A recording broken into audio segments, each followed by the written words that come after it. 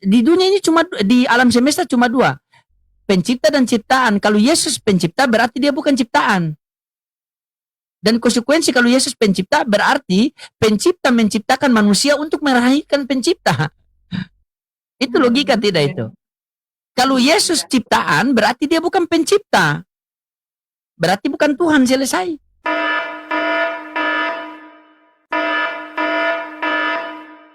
Tidak. Mantap. Di sini tidak.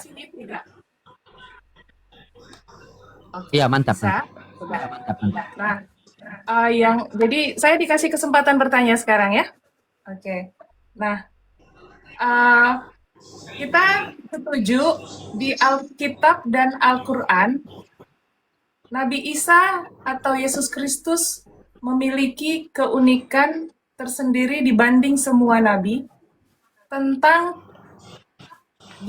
cara dia terlahir dan mati. Setuju untuk di situ dulu ya. Artinya di Al-Quran juga disebutkan dia juga dari roh, ya kan? Nah, dan anggap salib, karya salib kita abaikan dulu, tapi kita percaya dia bangkit. Dia juga bangkit. Nah, menurut Al-Quran, mengapa hal yang unik ini hanya dikasih ke Nabi Isa, dan itu sama sekali tidak ada di nabi lain manapun yang ada di Al-Quran dan Alkitab. Kalaupun ada, mereka hanya memiliki satu, yaitu terangkat ke surga. Tapi yang memiliki cara lahir dan kematiannya yang berbeda atau unik, itu hanya Nabi Isa atau Yesus Kristus, begitu. Ya, mungkin singkat dulu aja, nanti saya sambung pertanyaannya. Bisa dijelaskan dulu. Oke, bismillahirrahmanirrahim. Assalamualaikum warahmatullahi wabarakatuh. Jadi gini, Bu Santi. Bahwasannya setiap nabi itu diutus, semua nabi, tiap nabi itu diutus kepada kaumnya sesuai dengan. Sebentar, ini kok doubling di saya ya? Doubling nggak Bang Noding? Ya. Jadi setiap nabi itu diutus kepada kaumnya menyesuaikan dengan dengan kejadian yang ada di kaum itu. Semisal ini Bunda Santi ya. Nabi Isa alaihissalam, dia itu di kaumnya terkenal, para kaumnya itu adalah orang-orang penyihir. Makanya kemudian datanglah Nabi Isa dengan dengan mukjizatnya yang bisa menghidupkan orang mati dan lain sebagainya. Sama juga di zamannya Nabi Musa, orang-orang penyihir hebat-hebat. Makanya Nabi Musa didatangkan dengan bisa mengubah tongkat menjadi ular dan lain sebagainya. Di zaman Nabi Muhammad, orang-orang ketika itu para kaumnya banyak orang-orang penyair. Penyair itu adalah orang yang menggabah syair. Mereka itu adalah orang-orang yang hebat di dalam menggabah syair. Makanya Nabi Muhammad diberikan keistimewaan dengan apa? Diberikan keistimewaan mukjizat yang berupa wahyu yang tidak ada satupun bisa menandingi Al-Quran. Jadi semua nabi itu diutus kepada umatnya dengan mukjizat yang menyesuaikan dengan apa yang dikuasai oleh kaumnya kala itu. Ini kenapa kok Nabi Isa itu memiliki keistimewaan begini, memiliki keistimewaan begitu? Dikarenakan memang di kalangan kaumnya mereka merasa memiliki keistimewaan yang demikian, sehingga Nabi Isa didatangkan dengan keistimewaan yang lebih daripada mereka. Nah, makanya andai kata Bunda Santi, kita mau mengagungkan Nabi Isa daripada nabi yang lain, tentu itu sangat jauh saya kira. Kenapa? Saya sebelumnya pernah membahas, Bunda Santi. Saya sebelumnya pernah membahas bahwasannya andai kata teman-teman Kristen kembali kepada Alkitabnya, kembali kepada pendapat Yesus, maka mereka akan menemukan pandangan yang lebih mirip dengan Al-Quran daripada pandangan yang dibawakan oleh Paulus. Saya kasih contoh misalnya Bunda. Kita misalnya membahas tentang Yesus di dalam KPR 3 ayat 13. Lihatlah itulah hambaku yang kukasihi, itulah hambaku yang kupilih, yang kukasihi, yang kepadanya jiwaku berkenan. Ada enggak di Al-Quran? Ada di dalam surat Maryam 30-31. Qala inni abdullahi ataniyal kitaba wa ja'alani nabiyya وجعلني مباركا أينما كنت وأوصاني بالصلاة والزكاة ما دمت حيا. Kemudian Tuhan Yesus, kalau kamu hamba, lantas apa tugasmu di dunia ini? Maka niscaya Yesus akan mengatakan, saya adalah penyampai risalah daripada Tuhan Bapa. Di mana dalilnya? Di dalam Yohanes 7 ayat 16. Jawab Yesus kepada mereka, ajaranku ini bukanlah daripada diriku sendiri, melainkan daripada Bapa yang mengutus aku. Ada enggak dalilnya dalam Al-Quran? Ada di dalam surat Al-Maidah ayat 117. Ma qultu lahum illa ma amartani bihi an i'budullaha rabbi wa rabbakum. Tuhan Yesus, katanya engkau adalah hamba yang diutus oleh Tuhan. Pertanyaannya, siapakah Tuhan Bapa itu? Yesus pasti akan menjawab di dalam Yohanes 17 ayat 3. Inilah hidup yang kekal itu, bahwa mereka mengenal engkau satu-satunya Allah yang benar, dan mengenal Yesus Kristus yang kau utus. Ada enggak dalilnya di dalam Al-Quran? Ada di dalam surat Maryam 36. Wa innallaha rabbi wa rabbakum fa'buduh hadza siratum mustaqim. Kemudian Tuhan Yesus, apakah engkau juga adalah Tuhan sama seperti Bapa? Maka dia akan mengatakan bukan. Kenapa? Dalilnya dalam 1 Korintus 8 ayat 6. Namun bagi kita hanya ada satu Tuhan saja, yaitu Bapa, yang mana segala sesuatu bersumber daripadanya. Ada enggak di dalam Al-Quran persamaannya? Ada di dalam Al-Maidah ayat 116. Wa idh qala Allahu ya Isa bin Maryam a anta qulta lin-nasi ittakhiduni wa ummiya ilahaini min dunillah qala subhanaka ma yakunu li an aqula ma laysa li bihaq in kuntu qultuhu faqad alimtah ta'lamu ma fi nafsi wa la a'lamu ma fi nafsik innaka anta 'allamul ghuyub. Kemudian juga, bagaimana Yesus, andai kata ada orang menyerukan kepadamu Tuhan, Tuhan, apakah mereka akan masuk ke dalam surga? Maka jawabannya dalam Matius 7 ayat 21. Bukan setiap orang yang berseru kepadaku Tuhan, Tuhan akan memasuki kerajaan surga, melainkan mereka yang mengikuti kehendak Bapakku. Ada enggak dalilnya di dalam Al-Quran? Ada di Al-Maidah ayat 72. Ya Bani Israel a'budullaha rabbi wa rabbakum. Innahu may yusyrik billahi faqad haramallahu alaihil jannah wa ma'wahun nar.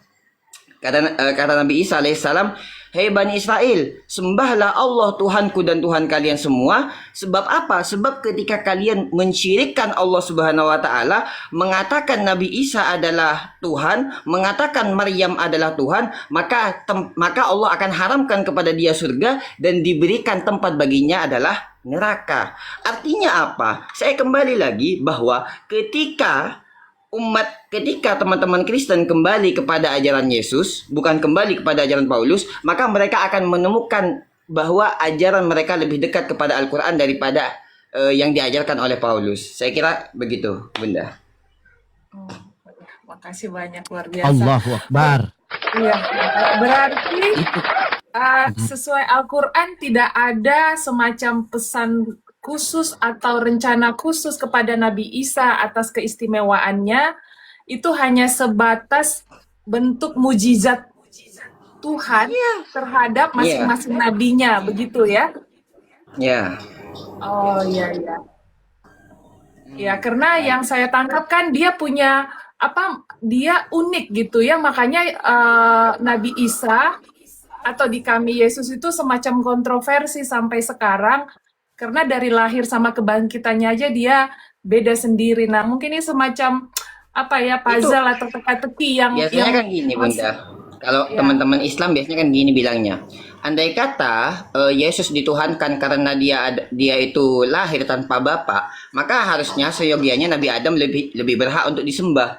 Kenapa? Karena Nabi Adam ada tanpa ibu, tanpa bapak. Makanya di Al-Quran, Bunda, bisa dicatat. Ini inti daripada pertanyaan Bunda. Ada di surat Ali Imran ayat 59. Bagaimana Allah Subhanahu wa taala berfirman, "Inna mathala Isa indallahi kamathali Adam. Khalaqahu min turabin summa qala lahu kun fayakun." Bahwa persamaan Nabi Isa alaihissalam di sisi Allah sama seperti Nabi Adam. Bagaimana Allah menciptakan Nabi Isa, menciptakan Nabi Adam daripada debu, summa qala lahu kun fayakun, jadilah maka jadilah. Jadi kalau dikatakan ini adalah Nabi Isa itu atau Yesus itu memiliki keistimewaan dia lahir tanpa ayah, maka Nabi Adam pun juga lahir tanpa ibu tanpa ayah. Sehingga di Al-Qur'an dikatakan demikian, Inna mathala Isa indallahi kamathali Adam. Jadi andai kata apa yang disebutkan oleh Bunda Santi tadi adalah keistimewaan yang khusus yang tidak dimiliki oleh nabi lain, maka itu adalah pernyataan yang salah. Karena Allah sendiri menyatakan Nabi Isa itu tidak ada bedanya dengan Nabi Adam. Begitu kurang lebih, Bunda. Oh iya, kita sepakat juga Nabi Adam juga punya keunikan di apa? Dia diciptakan atau lahir begitu ya. Dia unik. Tapi kematiannya sama dengan kematian manusia pada umumnya. Ataukah berbeda Nabi Adam kematiannya di Al-Qur'an? Bukan dikubur di tanah gitu. Maksudnya, Bunda? Kalau Nabi Adam berdasarkan Al-Qur'an matinya seperti apa? Apakah juga seperti manusia pada umumnya? Di Al-Quran nggak ada penjelasan Nabi Adam meninggalnya bagaimana, Bunda. Oh, tidak juga terangkat, tapi juga tidak disebutkan juga seperti matinya pada manusia umumnya dikubur di tanah, tidak juga ya? Oke, berarti agak misteri juga ya untuk kematian Nabi Tapi Adam kan tadi. sebenarnya kalau kita membahas tentang Nabi Isa alaihissalam, kan Nabi Isa alaihissalam ini kan sebenarnya sudah pembahasan yang kemarin, Bunda, tentang diangkatnya Nabi Isa alaihissalam kemudian diturunkannya kembali dengan hikmah yang sebelumnya sudah dijelaskan. Iya, betul. Kenapa saya bertanya ini? Ini hanya semacam saya mengangkat betapa Yesus ini kontroversi gitu kan, sampai hari ini kita memperdebatkan sosoknya, bahkan bisa sampai akhir zaman. Itu saya itu tersentuh dengan sejarah dia lahir sampai dia bangkit begitu. Jadi mungkin ini semacam masih teka-teki apa rahasia di balik sosok beliau gitu. Mungkin dari Pak Franco Kalau bisa kalau juga. dalam perspektif Islam itu, Bunda, kan Nabi Isa itu kan nggak mati. Kalau dalam perspektif Islam, melainkan dia Iya, bangkit diangkat. ya. Dia Iya. diangkat di atas di surat An-Nisa ayat 157. Wa qaulihim inna qatalnal masiha Isa bin Maryam Rasulullah wa ma qataluhu wa ma salabuhu walakin syubbiha lahum. Dan ucapan mereka bahwa kami telah inna qatalna Isa, kami telah membunuh Nabi Isa alaihissalam, maka dibantah oleh Allah, wa ma qataluhu wa ma salabuhu walakin syubbiha lahum.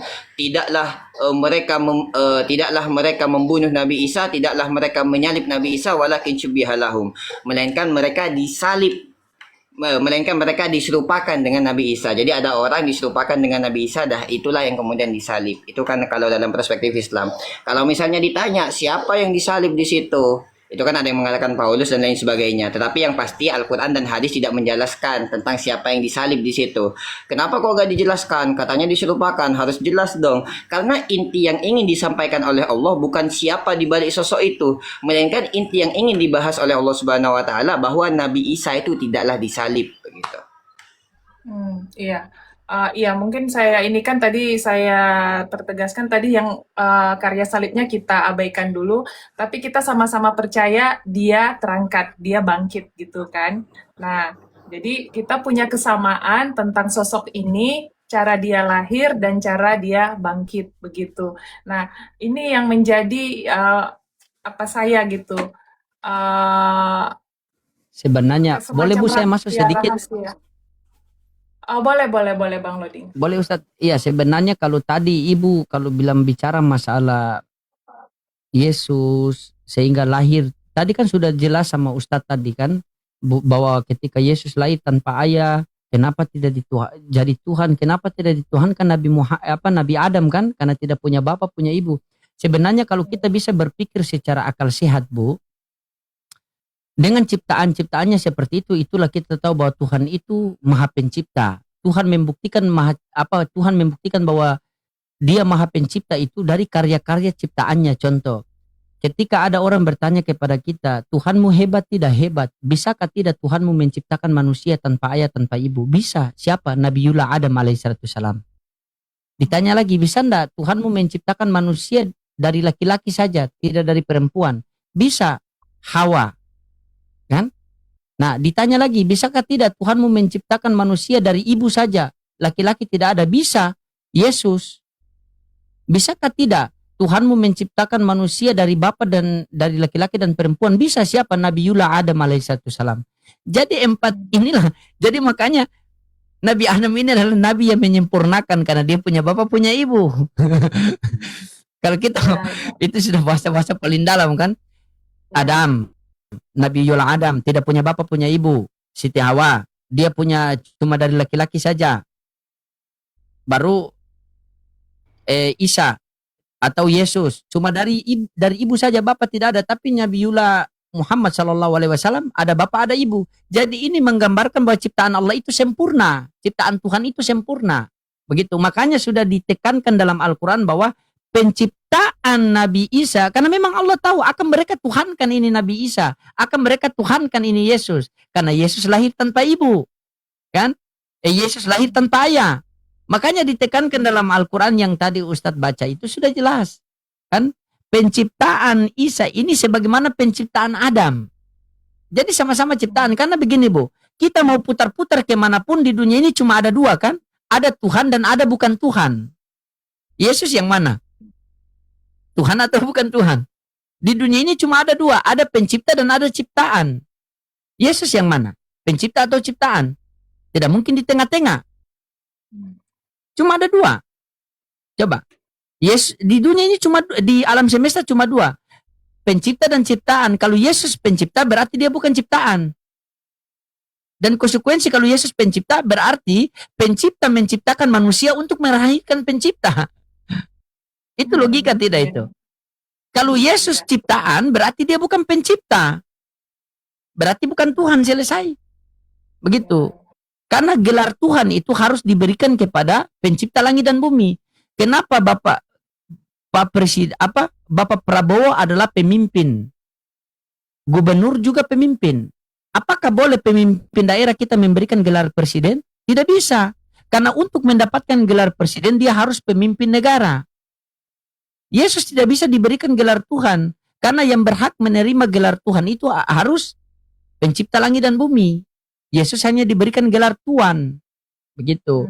Sebenarnya mudah Bu. Cuma karena Pak Pendeta mau muter-muter karena ya kan jadi malu hati. Saya kalau bicara dia buka kamera saya malu hati. Lanjutlah. Saya mute dulu. Ayo Pak Branko. Iya.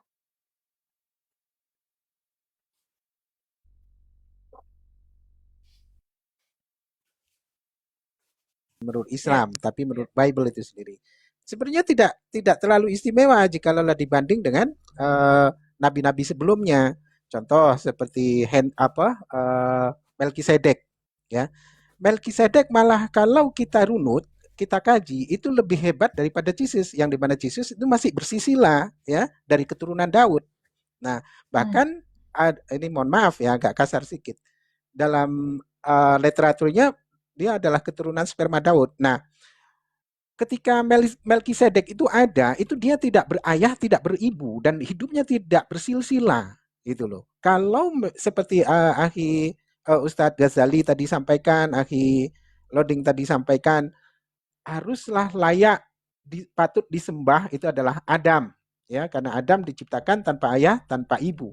Nah, ini kan menurut Islam, ya. Tapi kita kembalikan sebagai pendekatan, ya, di dalam Bible sendiri, kalaupun harus dipertuhankan, itu yang layak itu adalah Melkisedek, karena Melkisedek itu tidak berawal dan tidak juga berakhir, ya, dan dia juga tidak berayah, tidak beribu, dia tidak bersilsilah. Itu Melkisedek. Mungkin orang Kristen tahulah ya siapa Melkisedek karena itu tertulis di dalam kitab orang Kristen itu sendiri. Nah, seperti apa yang disampaikan tadi Ustadz Ghazali, setiap nabi itu mempunyai keistimewaannya masing-masing. Sebagaimana Nabi Adam itu diberikan ketangguhan dalam setiap ujiannya, dipisahkan dari istrinya berapa ribu tahun, Akhi Ghazali?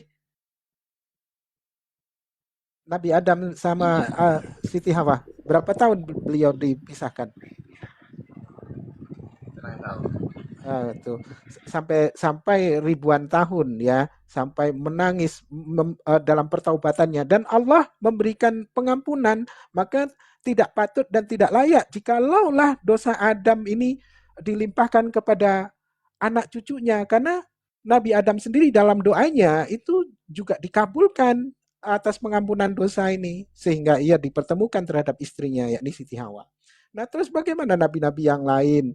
Sebagaimana Nabi Sulaiman alaihissalam atau Nabi Salomo, di mana Allah utus ke tengah-tengah kaumnya, yakni Bani Israel, yang di mana mereka berbangga-bangga tentang bagaimana kemewahan tentang kerajaan, maka Allah berikan mukjizat, Allah berikan kenikmatan, yang di mana Nabi Sulaiman alaihissalam ataupun Salomo itu adalah menjadi seseorang yang kaya raya, sehingga Ratu Bilqis pun terkagum-kagum. Nah, ya, karena memang setiap nabi diturunkan ke dunia atau diutus untuk kaumnya ini menyesuaikan keadaan di masa itu, gitu ya, seperti apa yang disampaikan Akhi Ghazali ketika Nabi Musa alaihissalam membebaskan kaumnya, yakni Bani Israel dari perbudakan di Mesir, ya. Lalu Nabi Musa dapat merubah tongkatnya menjadi ular, dapat membelah lautan dan segala macamnya, dan ada kekuatan ketika ia memukul orang pun dengan sekali pukul dia dapat mati. Itu karena memang seperti apa yang disampaikan Ustadz Ghazali tadi, pada zaman Fir'aun mereka memelihara para tukang sihir, ya. Mereka mengagung-agungkan tukang sihir mereka, sehingga mereka ketakutan oleh karena sihir-sihir ahli nujung mereka, oleh sihir-sihir mereka ketakutan dengan anak bayi itu terjadi kan, sehingga beradu mukjizat di masa itu. Jadi berkesesuaian. Lalu bagaimana ketika Allah mengutus nabi, seorang nabi yang bernamakan Nabi Isa alaihissalam ataupun Jesus alaihissalam ke tengah-tengah kaumnya, yakni Bani Israel, itu disesuaikan dengan masanya, di mana masa itu orang-orang zaman itu berlomba-lomba dan berbangga-bangga hati dengan pengobatan, sehingga Isa al-Masih Allah berikan gelar, ataupun Jesus Yesua al-Masiyah, gitu ya, yang artinya mengusap, orang yang mengusap, karena ketika Jesus itu mengobati orang sakit itu dengan cara mengusap, disitulah maka ia diberikan gelar yang mengusap. Isa al-Masih itu artinya yang mengusap. Kalau di dalam Kristen orang yang diurapi. Nah, ini akan menjadi sebuah lelucon, ya agak sedikit lucu, mohon maaf. Orang yang diurapi. Nah, di dalam tradisi Yahudi yang dikatakan orang yang diurapi itu Kristus ataupun Kristos, ya, dalam bahasa Yunani ini adalah orang yang diolesi minyak kepalanya. Nah, jadi di sini menjadi kontra, ya, mencocok-cocokkan yang sebenarnya sangat tidak pas ketika kita adukan, ya, fakta yang ada melalui kitab suci ini, kita kaji melalui kitab suci ini, karena semua nabi itu juga memang diurapi, gitu ya, tapi hanya Yesus lah yang mempunyai gelar Al-Masih, yang artinya yang mengusap. Itu ketika ia mengobati orang sakit, ya itu tadi dengan cara mengusap. Nah, seperti apa yang disampaikan Akhi Ghazali tadi, Ustadz Ghazali, Nabi Muhammad, baginda Nabi Muhammad Rasulullah SAW, Allah utus ke tengah-tengah kaumnya, yakni bangsa Arab, Quraisy kala itu, mereka senang berbangga-bangga dengan syair-syair, sehingga Allah memberikan mukjizat. Mukjizatnya apa itu? Al-Quran, yang dimana orang-orang kala itu, orang-orang Quraisy ini kagum dengan kalimat-kalimat yang tertulis di dalam Al-Quran. Artinya bahasa-bahasanya itu sastranya tinggi, sehingga mereka mengakui bahasanya ini bukan tulisan manusia, dan ini bukan datang dari manusia, ini adalah benar-benar firman Tuhan, ini adalah benar-benar perkataan Tuhannya yang diimani oleh Muhammad dan beserta para nabi. Jadi istafet kenabian itu berkelanjutan menyesuaikan dengan keadaan di masa itu, gitu, Mbak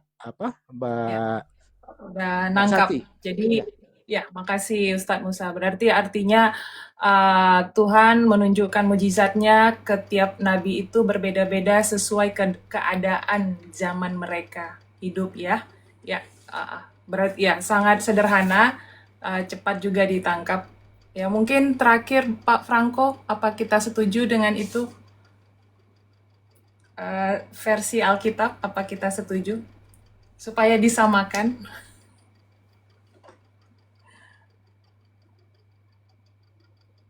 Tidak dengar?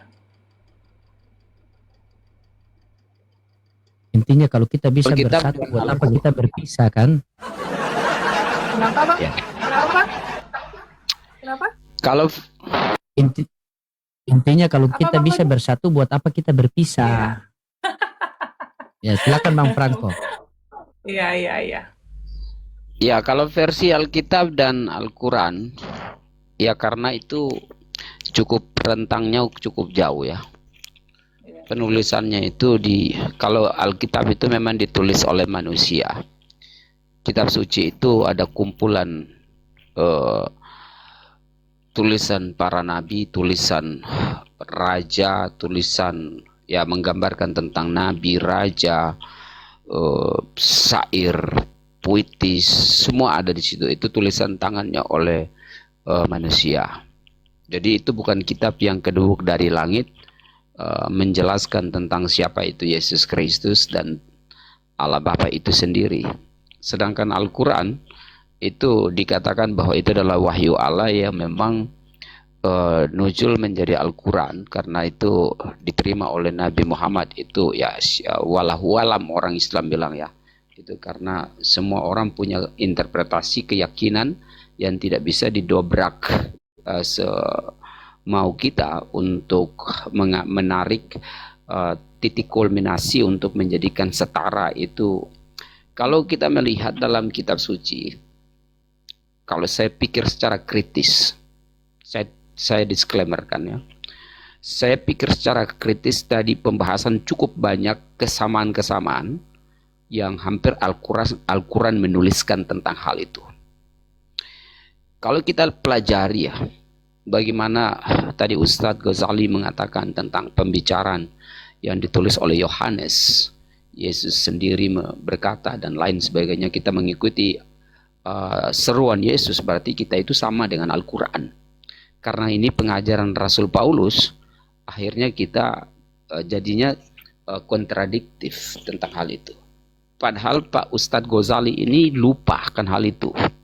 Rasul Paulus itu menjelaskan tentang kelanjutan dari Yohanes.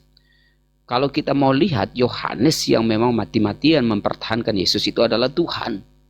Karena dia menjelaskan di awal mula penulisannya dia bahwa Yesus itu adalah pencipta. Berarti setara dengan Allah. Maka Yohanes 1 ayat 1 itu dia menjelaskan pada mulanya firman itu bersama-sama dengan Allah dan firman itu adalah Allah. Lanjut ke ayat 2 dan 3 sampai ke 9 ke 10 itu menjelaskan siapa itu Kristus. Itu semua dijelaskan oleh Injil Yohanes. Itu Yohanes sendiri menjelaskan, bahkan Yohanes mengatakan, aku tak layak untuk membuka tali kasutnya. Bahkan dia sudah ada sebelum aku ada, padahal Yohanes duluan lahir. Artinya Yohanes itu sudah menjelaskan tentang siapa itu Yesus. Lalu datang saudara-saudaraku yang Islam, karena dia hanya Rasul Paulus ini dikatakan sebagai rasul, karena namanya sama dengan rasul, akhirnya itu menjadi rancu bagi orang Indonesia. Kata rasul dan nabi itu sebetulnya kekristenan sudah memahami tentang hal itu. Peradaban Islam datang baru menjelaskan rasul, nabi, dan nabi. Lalu Indonesia mengadopsi kata itu. Inilah yang membuat orang Islam itu benci dengan Rasul Paulus. Siapa yang mengangkat dia rasul? Tapi orang Islam tidak mengerti tentang nabi dan rasul itu pengertiannya apa. Dari bahasa Yunani itu, nabi dan rasul itu sudah dijelaskan. Apostolos dan prophet. Itu sudah dimengertikan. Sudah itu diperkatakan dari zaman sebelum Islam itu ada. Makanya Islam datang menjelaskan rasul dan nabi, lalu Indonesia mengadopsi dari kata itu, kekristenan mengadopsi ditulis dalam kitab suci dengan kata nabi dan rasul. Maka sekarang dikatakan bahwa Rasul Paulus yang menjadikan Yesus itu Tuhan. Bukan. Dari 4 Injil itu sudah menjelaskan Yesus itu siapa Tuhan. Bukan Rasul Paulus yang menjelaskan dia itu Tuhan. Rasul Paulus itu hanya cuma menegaskan khotbahnya Petrus, dia menegaskan khotbahnya Yohanes. Itulah yang dituliskan. Makanya kawan-kawan ini membenci Rasul Paulus karena namanya oke lah kita ganti dengan apostolos. Sehingga ini tidak akan bertabrakan dengan kata rasul dan nabi. Dan inilah yang membuat kawan-kawanku Islam itu selalu bersalah paham dengan Rasul Apostolos Paulus ini. Karena Begini, Apostolos Paulus tidak begini mengajar, saya potong sedikit. tidak mengajar. Begini, tadi Jangan saya dulu sempat dong, dengar, Bang. izin Biar sedikit bisa. ya. Bukan, masalah kata Sebentar, Rasul tadi. sebentar. Masalah kata Rasul. Oke, lanjut. Sebentar, Lanjut. Bang. Sebentar, Bang. Artinya begini, Bang Loading. Kita lihat siapa yang dulu mengenalkan tentang apostolos dan profet. Kalau itu sudah ditulis di abad kedua, ketiga menjelaskan tentang hal itu. Lalu siapa yang mengkompilasi kata ini ke dalam bahasa yang berbeda? Ini kan hanya masalah tentang translasi. Translasi ini yang membuat orang itu bisa tidak memahami dan Bukan egois. begitu Pak Pendeta, saya tahu arah bicara Anda. Anda ini mau Sebentar. merangkai kata, bukan Sebentar. begitu. Mana datanya di mana? Saya buka di sini, literasinya di mana? Masalah saya belajar itu, Pak Pendeta. Anda Sebentar, menyampaikan Bang apa Lodi. yang saya Sebentar, Bang Lodi. pelajari. Sebentar, Bang Lodi. Data di mana data? Data. Apa yang sekarang saya tadi katakan apa coba? Apa yang saya katakan dari tadi? Datanya di mana? Abang Hah? data Anda maksudnya mengatakan apa? bahwa Abang mau- apostolos habis tiba-tiba oleh Islam diadopsi oleh orang Kristen. Anda tahu tidak kata salib itu akar kata dari mana? Salib itu akar kata dari mana? Salib, ini kan rasul, alif ulama. Itu bahasa apa Ini- itu? Ini makanya saya jelaskan biar Abang Lodin tahu. Orang Indonesia Bukan yang Anda racun. jelaskan pakai literasi biar Sebentar. kita bisa buka di sini. Iya, makanya saya mengatakan, orang Indonesia yang racun. Bukan datanya di mana data? Saya minta data, saya buka di sini loh. Masa Anda berbicara data tidak ada? Abang bisa dengar saya? Bisa dengar Iya, kita data. diskusi dengan baik? Ya, ini data saya Bisa mau kasih Bang, tahu. cuma saya minta data Pak. Anda mengatakan mengadopsi ini, datanya di mana? Saya minta data. Biar saya sama Bu Santi, oh iya benar apa yang dikata pendeta benar. Apa yang dikata pendeta benar. Begitu, kita minta data loh. Masa Anda berbicara tapi tidak punya data? Oke, saya biarkan Anda berbicara selesai. Saya tuntut data, silakan. Oke. Saya berbicara tentang kata rasul dan nabi. Kita hindari dengan Indonesia dulu. Kata ini sudah dikatakan oleh orang Yunani, orang Ibrani, orang luar sana udah mengerti dari abad kedua, ketiga. Mereka menuliskan tentang apostolos dan profet itu sudah ditulis. Kesalahan orang Indonesia lah mengadopsi dari bahasa Arab itu. Dari profet dengan rasul itu dikatakan sebagai apostolos, nabi sebagai profet. Indonesia mengadopsi bahasa. Jadi yang racunnya itu orang Indonesia yang mengadopsi kata nabi dan rasul itu. Yang Kristen ya. Ini saya bicara tentang bahasa. Ini kita lihat dari bagaimana adanya kata nabi dan kata rasul. Karena abang-abangku menyalahkan Apostolos Paulus. Dia ini adalah seorang pewarta. Apostolos itu adalah dia seorang pewarta. Kamu baca di dalam perjalanan ke Damsik, Apostolos Paulus itu diangkat untuk menjadi pengajar. Dia itu mengajar, mewartakan kebenaran ini kepada bangsa-bangsa lain. Lalu dikatakan sebagai apostolos.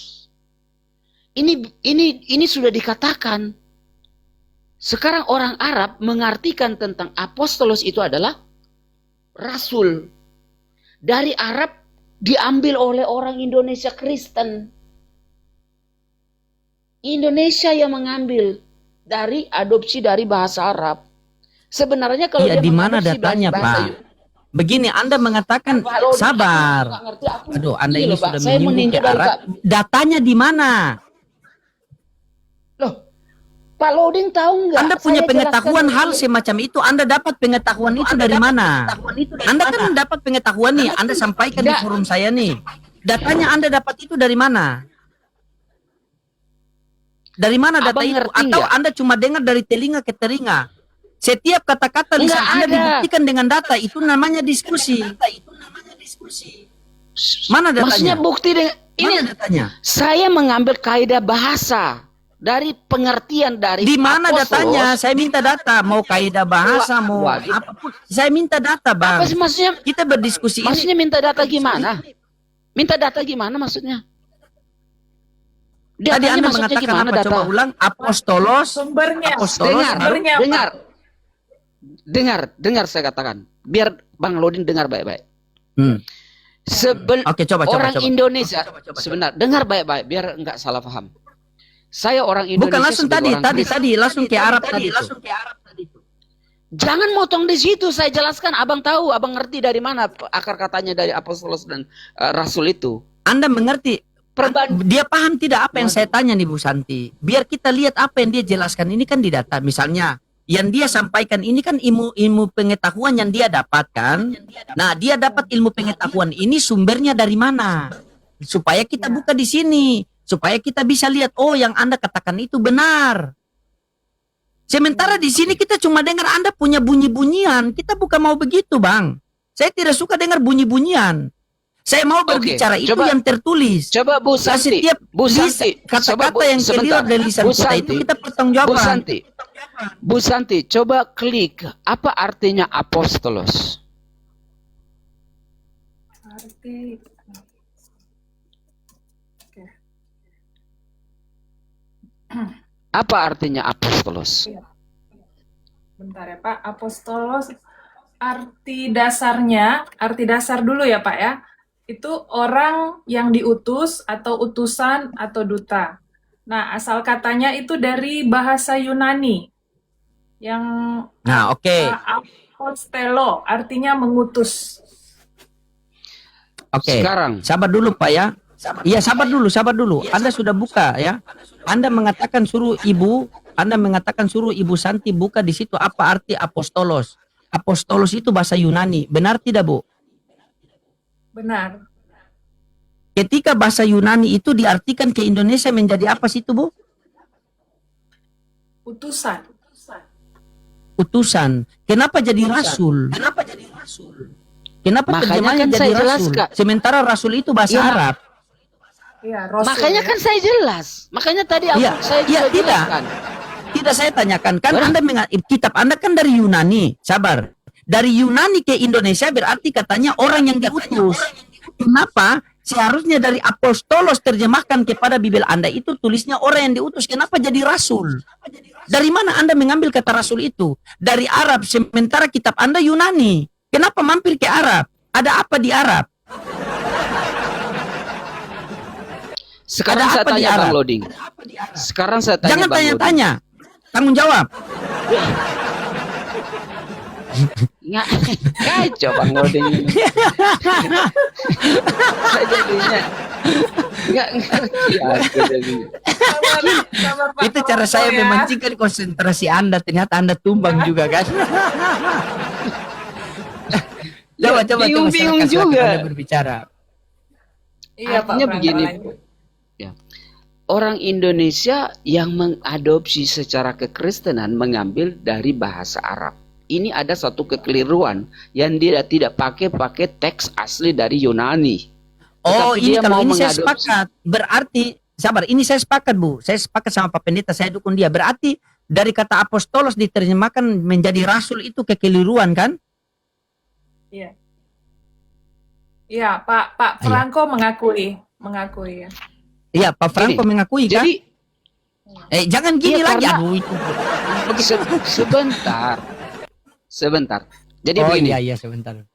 Artinya ya mungkin Pak Loding dan kawan-kawan itu sangat apa istilahnya punya confident dalam membicarakan tentang hubungan dengan Arab, yaitu sangat confident karena memang dari sana cikal bakalnya.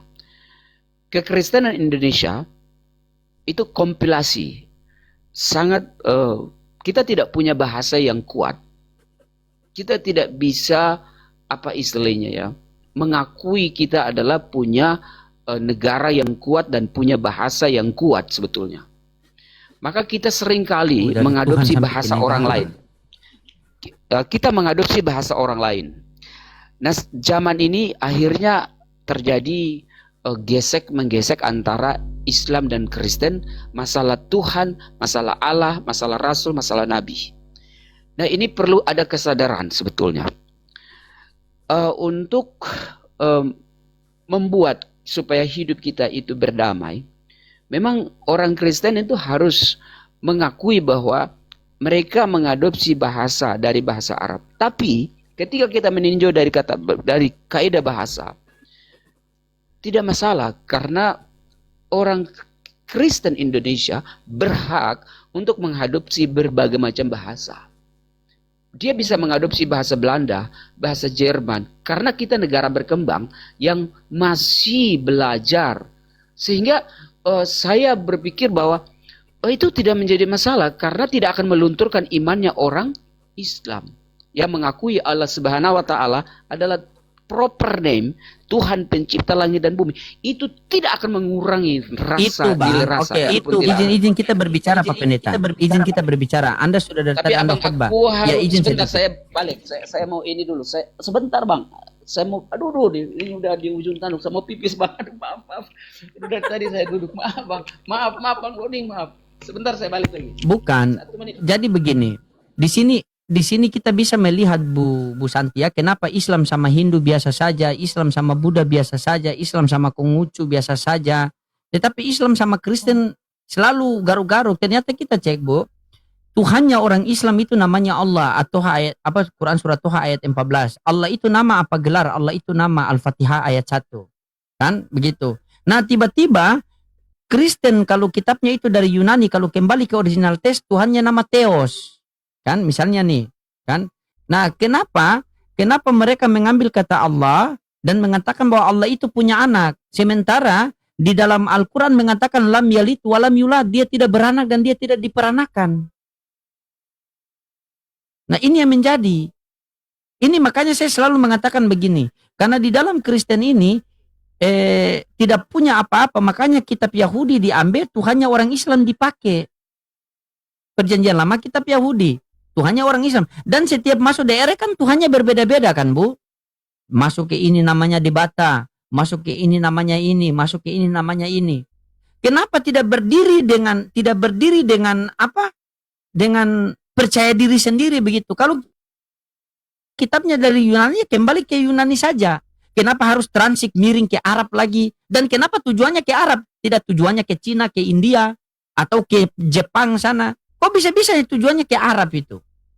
Minimal begini, kita kembali saja ke original teks. Misalnya apostolos. Apostolos kalau terjemahkan ke bahasa Indonesia menjadi orang yang diutus. Benar kan?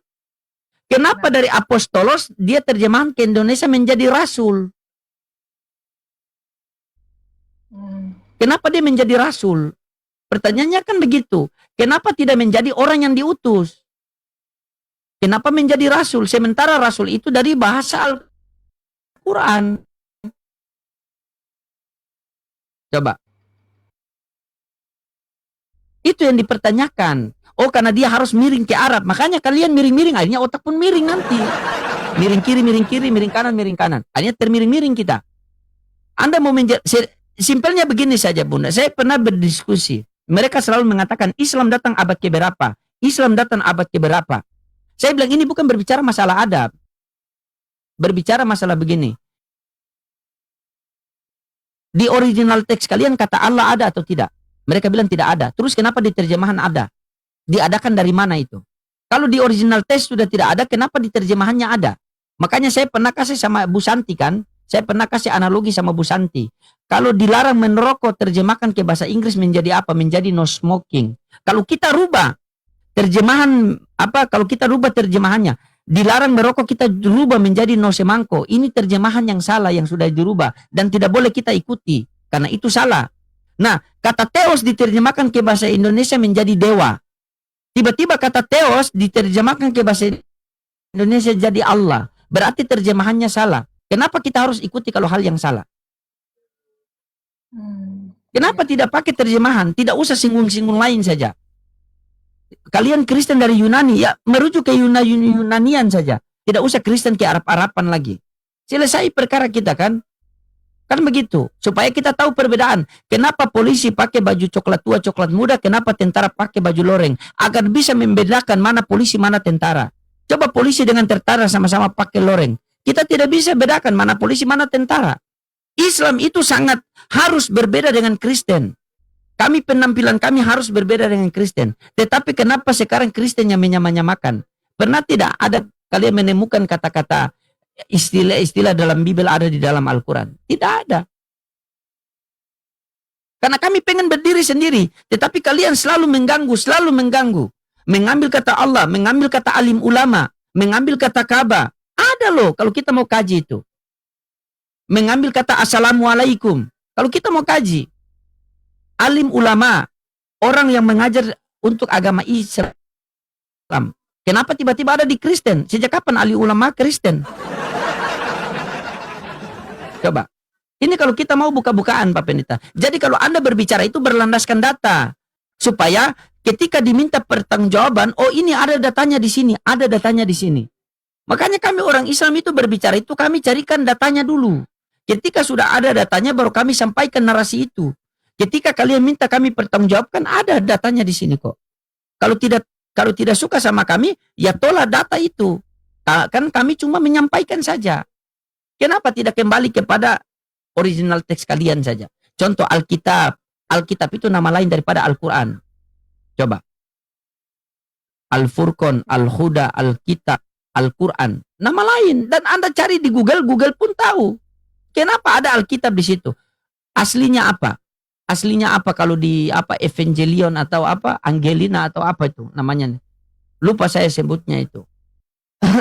Begitu. Evangelis. Dan Anda mengatakan Injil.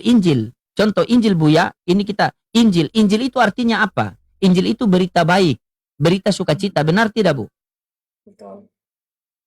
Ketika ibu mendengar ada orang disiksa, ada orang dipukul, itu berita baik apa berita buruk? Ya, berita buruk. Berita buruk. Pantas tidak Bibel kalian dinamakan Injil. Sementara di dalam menceritakan bagaimana Tuhan disiksa, dicambuk, diludahi, dipukul, dipaku. Coba. Ini berpikir secara rasio. Kan? Berpikir secara logika. Makanya itu kebanyakan orang mengatakan yang kalian pegang itu Bibel. Bibel itu adalah apa? Bimbingan Belanda. Yang di dalamnya menceritakan bagaimana Tuhan disiksa. Dari seluruh agama, Bu. Ibu kumpul seluruh agama di dunia, cuma agama Kristen yang berani siksa Tuhannya. Dan itu fakta kan? Dia dipaku, ditombak. Kan? Itu cerita yang kita sampaikan yang terisi di dalam. Kami orang Islam, kami siap mati demi agama Allah. Ini narasi yang saya selalu bawa sama ibu ya. Yang ibu selalu dengar mungkin, tapi ini baru di depan ibu saya sampaikan sama Bu Santi ya. Kalau kami orang Islam itu kami rela mati demi agama Allah. Karena agama Islam sampai kepada kami bukan melalui Facebook, bukan melalui Al-Quran, bukan melalui Facebook, bukan melalui Instagram, bukan melalui TikTok, bukan. Tetapi agama Islam bisa sampai kepada kita ini asbab pengorbanannya para sahabat terdahulu. Ada sahabat yang rela dipenggal kepalanya agar Islam sampai kepada kita. Ada sahabat yang rela anak dan istrinya menjadi yatim piatu, yang menjadi janda agar agama Islam sampai kepada kita. Bahkan seorang nabi rela dilempar di dalam api agar agama sampai kepada kita. Bahkan ada seorang perempuan, seorang sahabiah yang rela ditikam kemaluannya hanya untuk agar agama Islam sampai kepada kita. Ketika agama Islam sudah sampai kepada kita dan ada yang melecehkan Islam, apakah kita diam saja? Jika agamamu dihina, maka dan kamu diam saja, maka gantilah bajumu itu dengan kain kafan.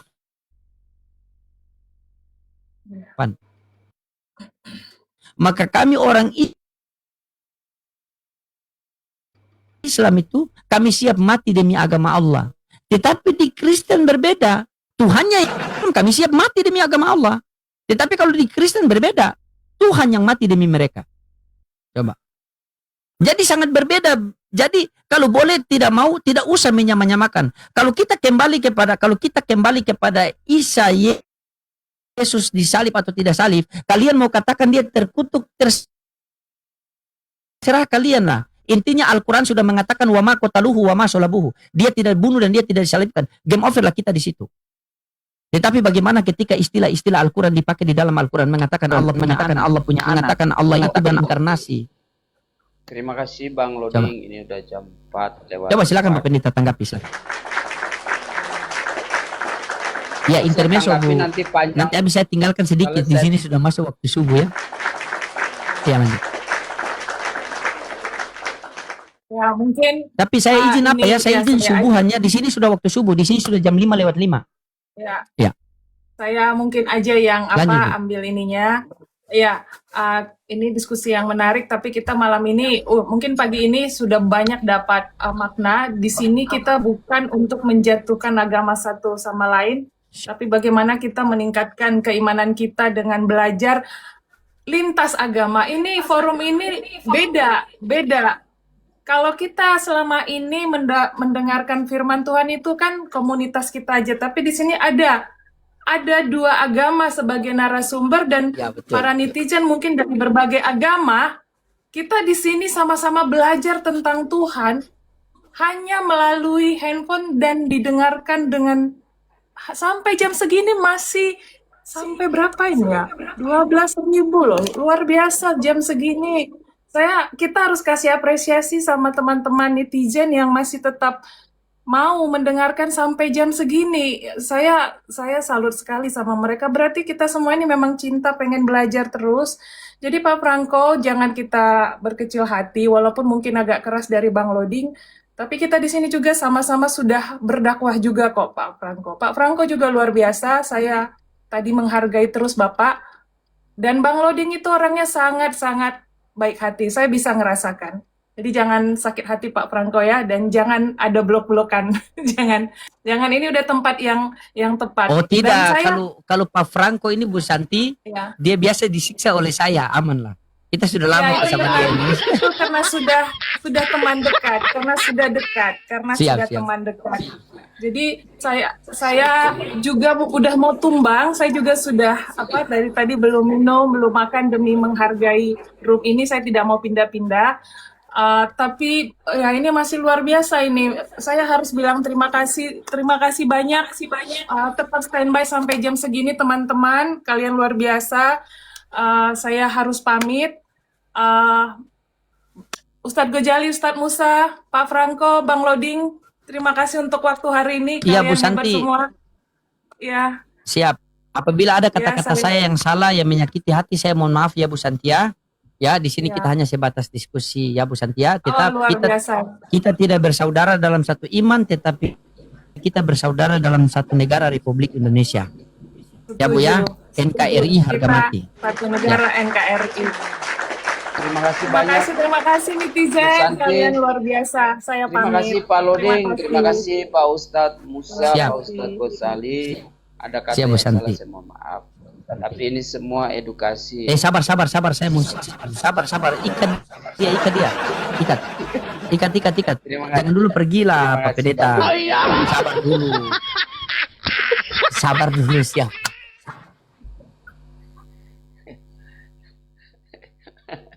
Terima kasih, udah luar biasa.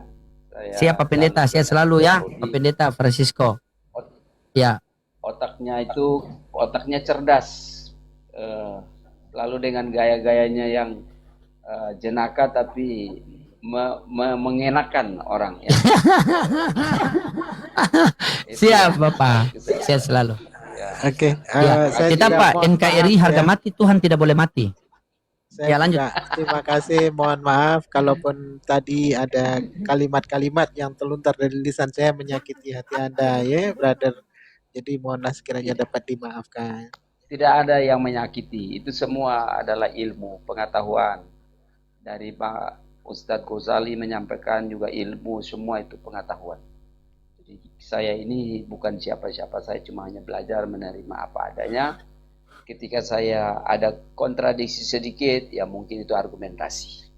Tapi terlepas itu, semua yang di atas yang mengetahuinya, semua kita ini tidak ada apa-apanya. Terima kasih, semua ada baiknya. Terima kasih Bang Loding, Pak Ustadz Mualaf, Pak Ustadz Ghazali. Sampai jumpa lagi.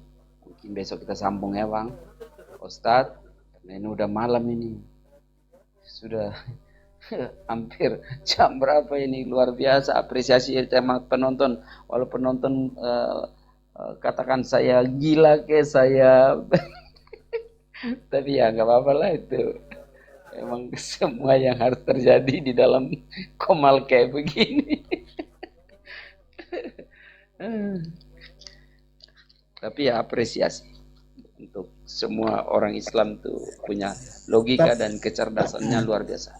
Tapi Kritis. ini brother, tapi ini Bang, kalaupun Anda tak ada nanti pasti mereka itu akan merindukan Anda nanti suatu hari nanti. Cobalah kalau tidak, ya.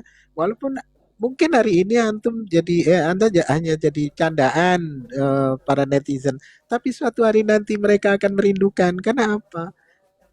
Umat Islam Indonesia ini berbeda, ya berbeda. Berbedanya apa? Memang ketika berkata-kata itu nampak wah kasar gitu ya, nampak ini. Tapi urusan hati umat Islam Indonesia ini sangat melankolis gitu ya. Tidak inilah pasti nanti akan dirindukan. Dan ya itulah namanya orang berdebat, itu pasti ada rasa sakit, ada rasa jengkel, itu pasti karena ini menyangkut keimanan ya, yang tidak dapat ditawar-tawar lagi gitu. Jadi wajar Benar, saja. Ustaz. Silakan. Benar sekali Pak Ustadz. Mungkin Pak Ustadz Ghazali ada komentar kah? Ini apa namanya? Bang Loding kan mau sholat subuh. Ini ditutup apa gimana ini, Bang Loding? Kok tiba-tiba menghilang? Beliau sholat kayaknya.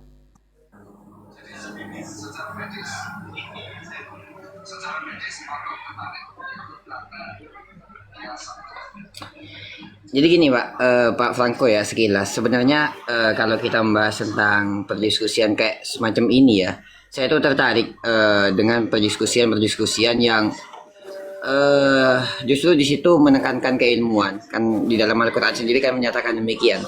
Wajadilhum billati hiya ahsan illal ladzina dzalamu. Diskusilah dengan orang-orang non-muslim dengan diskusi yang baik ilal ladzina dzalamu, kecuali orang-orang yang dolim. Nah, Bapak siapa namanya ini? Ketutup sama GIF. Saya benar. Pak Franco. Pak Franco ini termasuk orang-orang yang nggak dolim. Pak dolim itu apa? Meletakkan sesuatu di bukan tempatnya. Jadi Bapak Franco, kemudian Bu Santi, termasuk orang-orang yang jujur, bukan orang-orang yang dolim. Nah, disinilah kemudian Al-Quran mengajarkan kita untuk berdiskusi dengan Pak Franco, berdiskusi dengan Bu Santi, dengan sebaik-baiknya diskusi. Karena bukan termasuk orang-orang yang dolim, termasuk kepada orang-orang yang santun. Makanya kami umat Islam itu tidak pernah diajarkan untuk kemudian melakukan penghujatan. Masalah oknum itu kembali kepada mereka masing-masing, tetapi agama Islam tidak pernah mengajarkan untuk melakukan penghujatan. Maka dari itu sampai ada makalah gini para ulama. Al-insaniyah qabla tadayyun. Maksudnya apa? Al-insaniyah, belajar memanusiakan manusia sebelum beragama. Artinya apa? Ketika seseorang dia telah memanusiakan manusia, maka dia memahami tentang hakikat daripada agama. Tidak ada satupun agama yang kemudian mengajarkan untuk berlaku buruk kepada sesama manusia. Oleh karena itu sangat ditekankan di dalam agama Islam al-insaniyah qabla tadayyun. Memanusiakan manusia sebelum mengerti tentang hakikat agama. Karena memanusiakan manusia merupakan bagian daripada agama. Kurang lebih begitu Bang Franco. Luar biasa.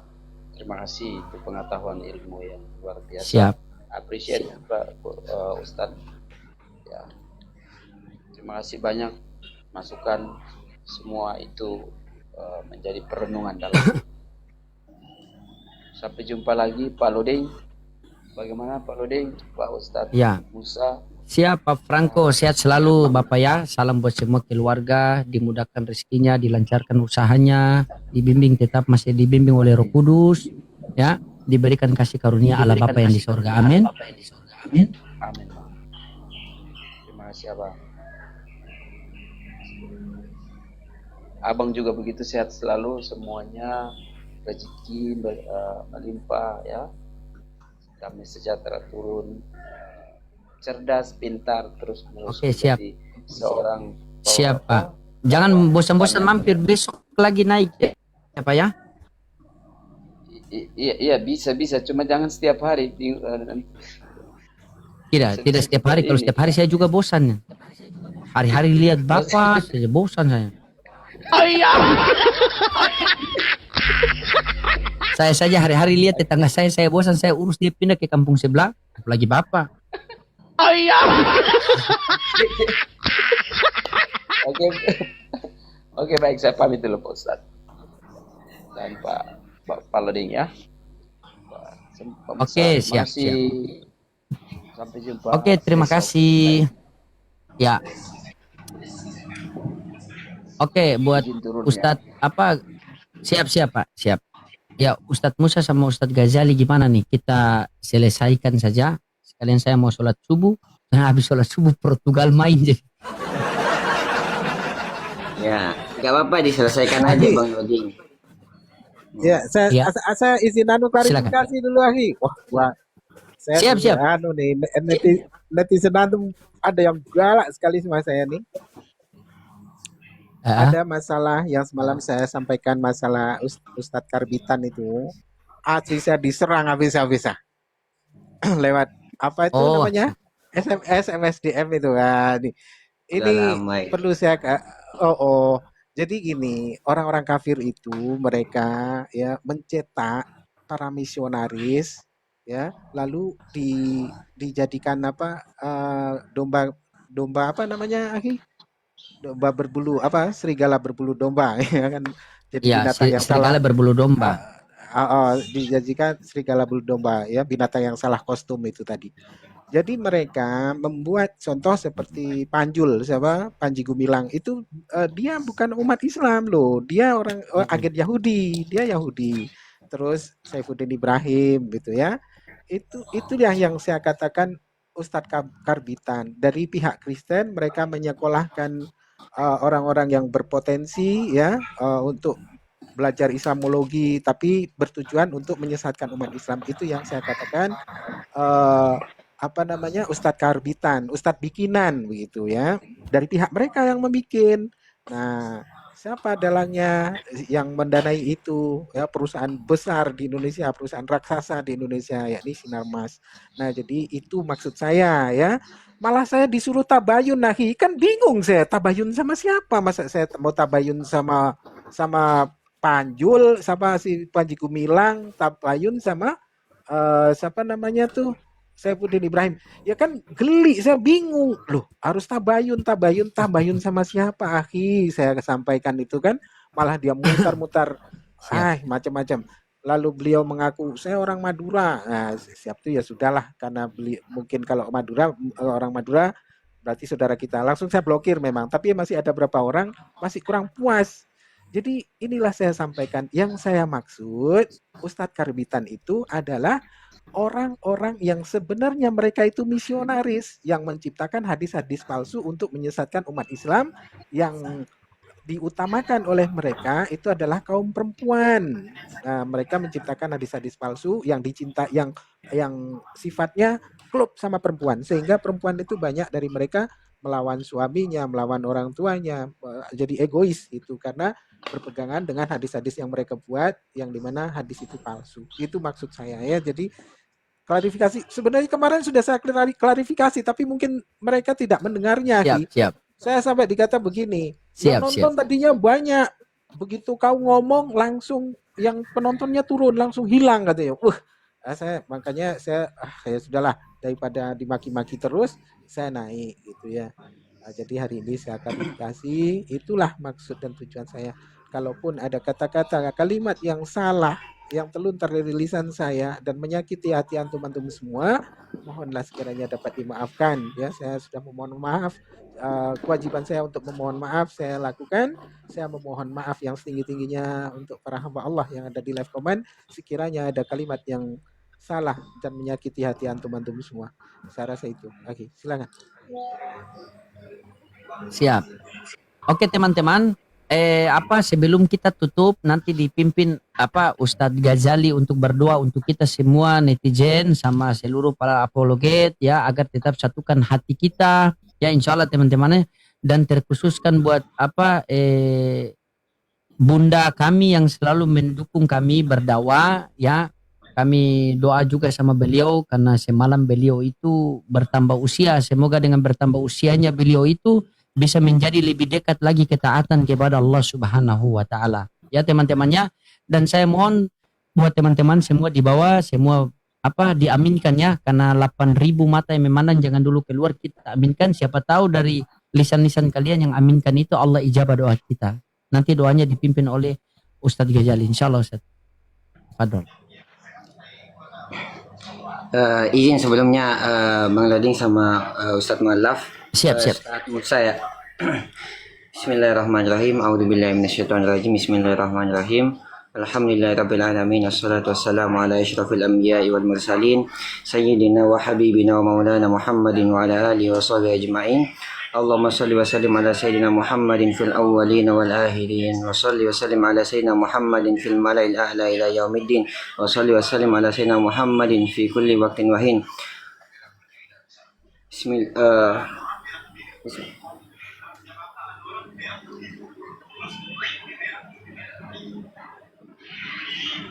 Ya Allah, teguhkanlah iman kami di atas agama Islam hingga akhir hayat kami. Jangankanlah Engkau palingkan hati kami setelah Engkau memberikan petunjuk kepada kami. Karuniakanlah kami keikhlasan, kesabaran, keteguhan untuk umat Islam, khususnya kepada teman-teman apologet di dalam mendakwahkan agama Islam dan di dalam membenteng agama Islam daripada syubhat-syubhat orang-orang kafir. Ya Allah, lindungilah kami dari segala keraguan, dari segala godaan, dari segala fitnah yang menyesatkan. Jadikanlah Al-Quran dan Sunnah bagi kami sebagai cahaya dan pedoman di dalam hidup kami. Ya Allah, wafatkanlah kami di dalam keadaan Islam, wafatkanlah kami di dalam keadaan iman, wafatkanlah kami dalam keadaan ihsan.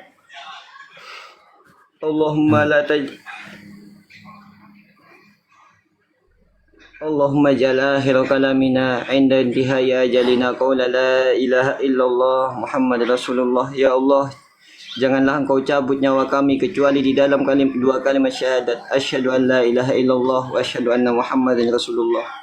Ya Allah, teruntuk bunda kami yang tadi malam ulang tahun, semoga Allah berikan beliau keberkahan di dalam hidupnya, semoga Allah berikan keberkahan di dalam rezekinya. Semoga tidaklah Allah menjadikan tambahan hari kepadanya kecuali untuk kebaikan. Ya Allah, ya Dzal Jalali wal Ikram. Rabbana atina fid dunya hasanah wa fil akhirati hasanah wa qina adzabannar. Bi fadli subhana rabbika rabbil izzati amma yasifun wa salamun alal mursalin walhamdulillahi rabbil alamin. Bisri asraril Fatihah. A'udzu billahi minasyaitonir rajim. Bismillahirrahmanirrahim. Alhamdulillahi rabbil alamin.